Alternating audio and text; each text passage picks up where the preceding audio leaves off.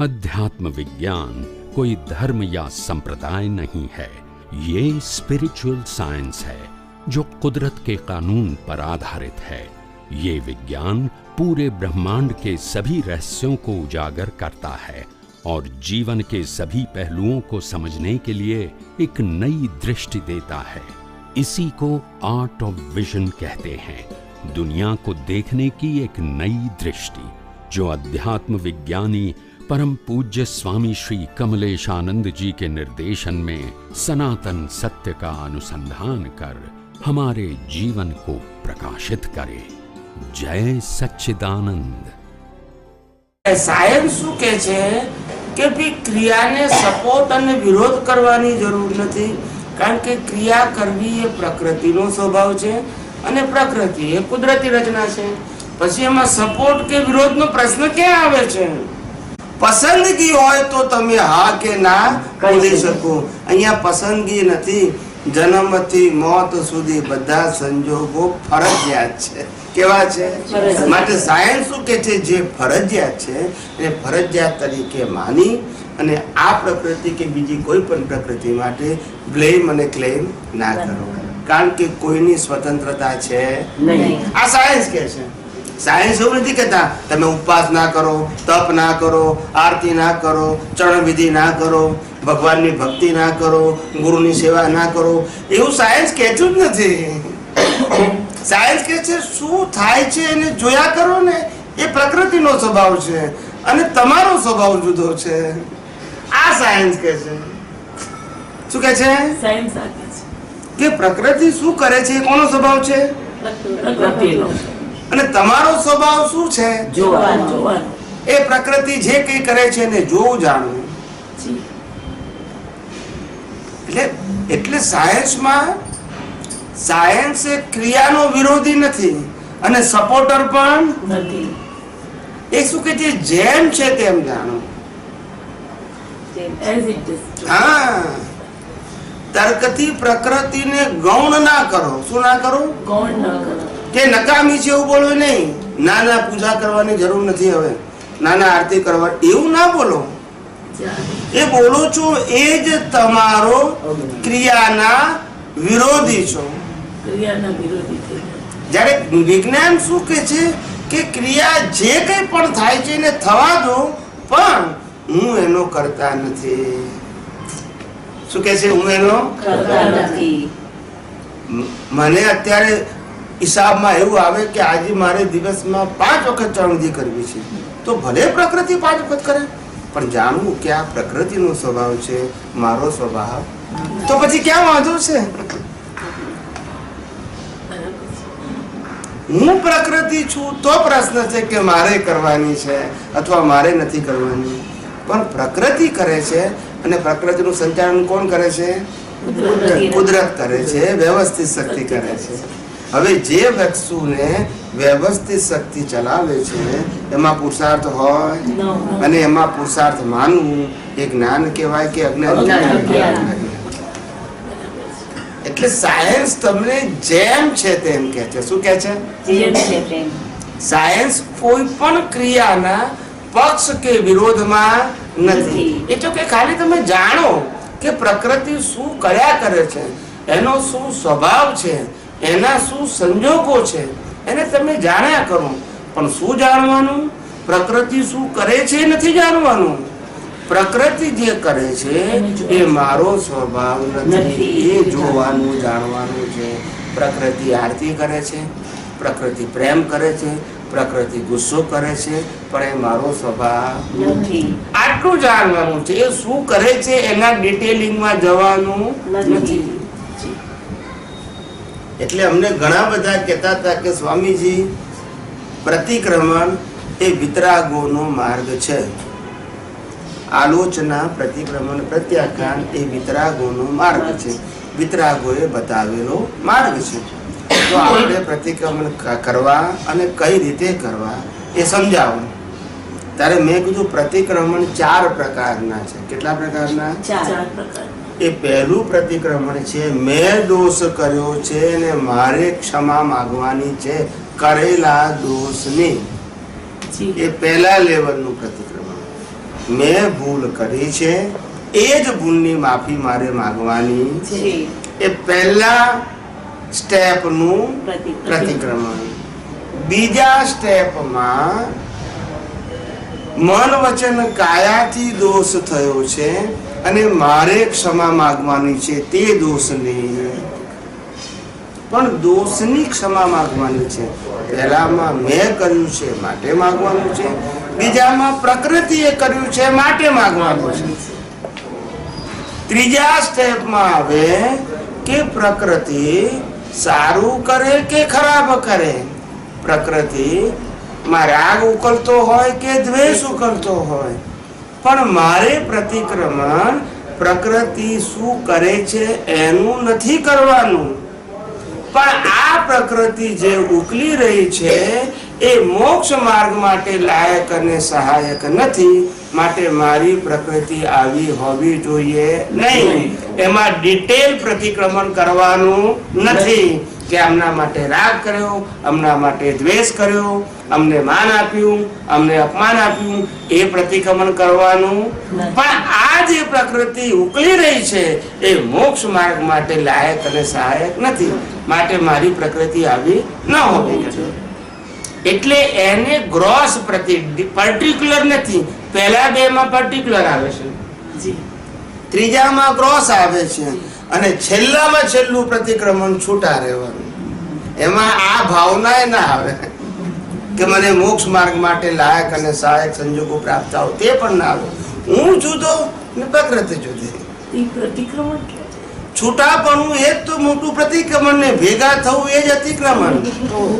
ઉપયોગ ચૂક્યા જાણ્યું ત્યાંથી તો શરૂ કર પ્રતિક્રમણ. ઉપયોગ ચૂક્યા, મન વચન કાયાની ક્રિયાનું પ્રતિક્રમણ નહીં. ઉપયોગ ચૂક્યા. શું ચૂક્યા? હું શુદ્ધાત્મા છું અને મન વચન કાયાથી મુક્ત છું, એ ચૂક્યો એનું પ્રતિક્રમણ. પછી એને શું કર્યું એ મારો સબ્જેક્ટ નથી. આ 4 પ્રકારના પ્રતિક્રમણના 2-3 સત્સંગો થઈ ગયા છે. આ મેં શોર્ટમાં કીધું, વિગતવાર દાખલા આપીને પણ આવા સત્સંગો દેશ વિદેશમાં થઈ ગયા છે. તમને ઇન્ટરનેટ ઉપર સાંભળવા આ બધું પહેલી વખત કહું છું. સમજાય છે? એટલે કોઈને કોઈ પ્રતિક્રમણ માટે આપણે સમજી કહેતા કે એ પ્રતિક્રમણ ખોટું છે. તમારું લેવલ પ્રમાણે તમારે પ્રતિક્રમણ કરવાનું. સંપૂર્ણ ક્રમિક માર્ગ છે તો હું જ દોષ કરું છું ને મારે જ માફી, એ પહેલા લેવલનું પ્રતિક્રમણ. પછી જ્ઞાન પ્રાપ્ત થયા પછી બીજા લેવલનું. ફાઇલ નંબર 1 દોષ કરે છે ને હું પ્રતિક્રમણ પણ દોષ ના કરું છું, એ બીજું સ્ટેપ. ત્રીજું સ્ટેપ દોષનું પ્રતિક્રમણ નથી કરવાનું. આવી પ્રકૃતિ જ ના હોવી જોઈએ, કારણ કે આ પ્રકૃતિનું પેકેજ એ મોક્ષ માર્ગ માટે લાયક અને સહાયક, એ ગ્રોસ થઈ ગયું પર્ટિક્યુલર. અને ચોથામાં શું કરવાનું છે? બોલો, આમાં કશું અઘરું આવ્યું? અને લોકો તો કે છે અમે તો 5 કલાક 6 કલાક પ્રતિક્રમણ કરીએ છીએ, પછી કે ડિપ્રેશન. તો પણ ડિપ્રેશન જ આવે ને. ભૂલ કરે 1 વખત ને માફી માંગે 500 વખત તો શું થાય? ડિપ્રેશન જ આવે ને. તમે ગ્લાસ ફોડી નાખ્યો અને સાસુએ તમને કીધું ધ્યાન રાખવું જોઈએ ને, બરાબર છે? આવું સાસુ તમને 10 વખત કે તો શું થાય? ગ્લાસ તો 1 જ વખત ફોડ્યો પણ 10 વખત કે તો અહીંયા તો એક જ પ્રતિક્રમણ, એક જ દોષના 200 વખત પ્રતિક્રમણ કરે છે. અંદર મન કેટલું વિફરે, અહંકાર કેટલો વિફરે, પછી ડિપ્રેશન આવે. આ લોકોને રીત ખબર નથી. શું નથી?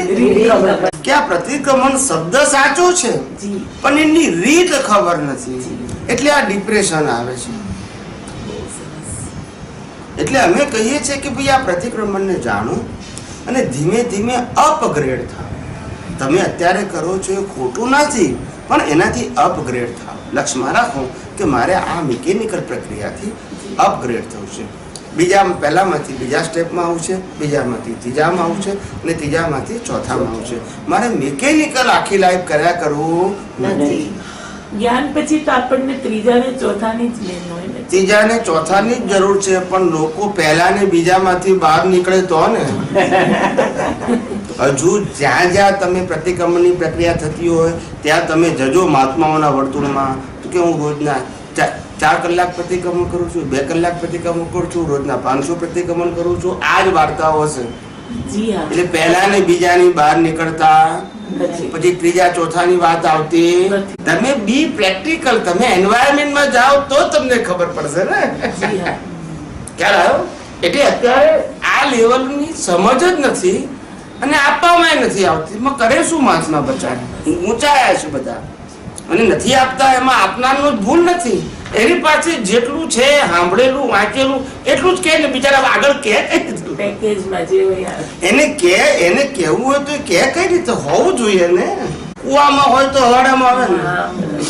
મને જ ના ખબર હોય તો હું તમને કઈ રીતે કહું? મારા જ અનુભવમાં ના હોય, મારા જ દર્શનમાં ના હોય, મારી સમજણમાં ના હોય તો તમને કઈ કહી શકું? એટલે જે નથી કહેતા એનો વાંક છે એવું નથી કહેતા. એમ જેને નથી મળતા એનો વાંક નથી. બંનેના લેવલ, આપવા અને લેવલના સ્ટાન્ડર્ડ તે લેવલના છે. 5મા ધોરણના ટીચર હતો, 5મા ધોરણનું ભણાવે અને સ્ટુડન્ટ પર કયા હોય? 5મા ધોરણના હોય. 10મા ધોરણના ટીચર 10મા ધોરણનું ભણાવે, સ્ટુડન્ટને કેવા હોય? એમાં વિદ્યાર્થી ને ટીચરનો વાંક નથી. મારે આગળ જોવું છે તે મારો વ્યક્તિગત પ્રશ્ન છે. આખા ક્લાસનો પ્રશ્ન કે ટીચરનો પ્રશ્ન નથી. સમજાય છે? લોકો ટીચર બદલવાની વાત કરે છે. ક્લાસ મૂકવું, ટીચર નથી બદલવાના. આપણે ક્લાસ બદલીએ તો ટીચર બદલાઈ જ જાય. ભૂલતા નથી. બાકી એકના એક ક્લાસમાં ભણો તો ટીચર બી એના હોય, એના એ જ હોય. એટલે પછી વિદ્યાર્થીઓ આગળ જાય એટલે જે વિદ્યાર્થી ત્યાં રહે એને પછી મોનિટર બનાવે. કારણ કે મોસ્ટ એક્સપિરિયન્સ પર્સન. શું કે મારી હાજરીમાં આ છોકરો બહુ સિનિયર છે, બાકી પાસ થયેલા ક્યાં ગયા? પણ ફેલ થયો એટલે 1 વર્ષનો અનુભવ આ ક્લાસનો. હવે મોનિટર બનાવે એને.